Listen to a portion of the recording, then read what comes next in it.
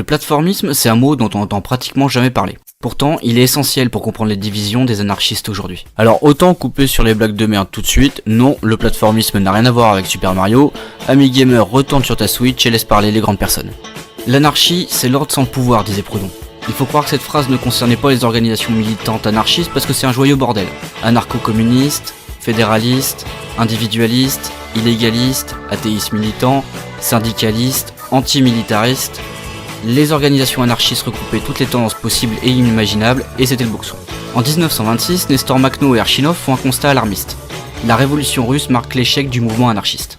Alors qu'avant la Première Guerre mondiale, les anarchistes russes faisaient à peu près jeu égal avec les bolcheviks, la suite des événements n'a pas été en leur faveur. Kropotkin, le grand penseur anarchiste de l'époque, avait retourné sa veste en signant le manifeste des 16, qui appelait à faire la guerre contre l'Allemagne. Comme quoi, les conneries chez les intellectuels anarchistes, ça date pas de Michel Onfray.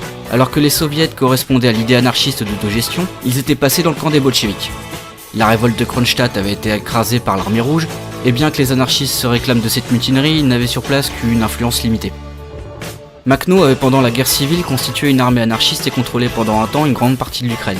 Ça ne l'a pas empêché de se faire poutrer par l'armée rouge. Lénine, Denikin, même combat. Pour Makhno et Archinov, le constat s'impose.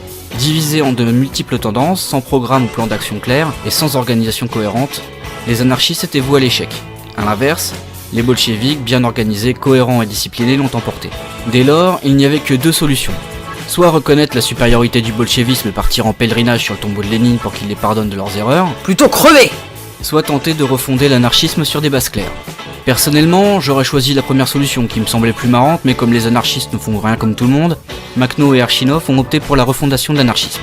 Ils énoncent dans un texte nommé La Plateforme leur projet. Grosso merdo, il repose sur deux grandes idées. Premièrement, l'anarchisme est ancré dans le mouvement ouvrier la lutte des classes. Ce n'est pas une idée abstraite ou une philosophie. A noter qu'on voit que les gars étaient balèzes car ils avaient déjà anticipé Michel Onfray et les hippies.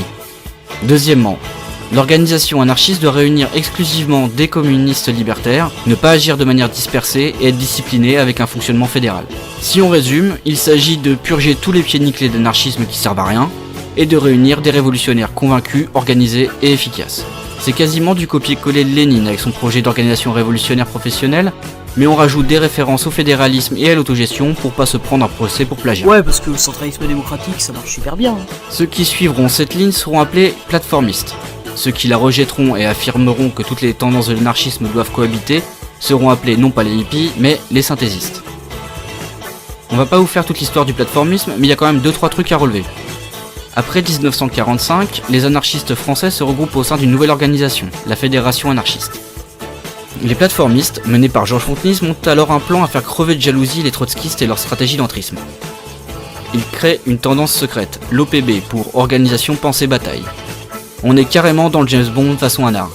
L'OPB parvient à prendre le contrôle de la Fédération anarchiste qui se transforme en organisation plateformiste, la Fédération communiste libertaire ou FCL. La FCL a des statuts carrément léninistes et pourra s'enorgueillir d'un militantisme actif pendant la guerre d'Algérie.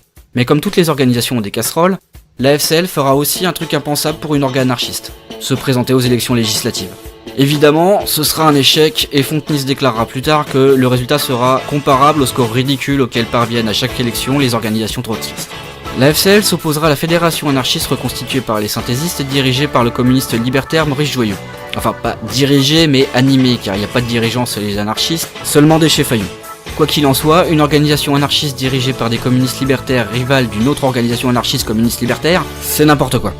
Il faut aussi évoquer l'organisation révolutionnaire anarchiste, ou ORA, qui après l'échec de la FCL formera une tendance au sein de la fédération anarchiste, qui devient ensuite une organisation à part.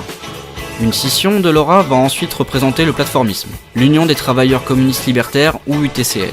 Comme la FCL, l'UTCL aura son aventure électoraliste avec le soutien à la candidature du communiste dissident Pierre Juquin au présidentiel de 88. Un militant de l'UTCL, Henri Sellier, expliquera ce choix de manière étonnante. Je pense que l'envie de participer n'était pas majoritaire, mais elle n'a été combattue que mollement. Il y avait des camarades qui voulaient y aller, et finalement la majorité les a laissés faire. Organisé, discipliné façon léniniste, mais prêt à faire des compromis avec la doctrine pour faire plaisir aux copains minoritaires, c'est aussi ça le plateformisme. L'UTCL est ensuite devenue Alternative Libertaire, ou AL, qui se revendique post-plateformiste. On retrouve encore aujourd'hui à AL les grandes lignes du plateformisme.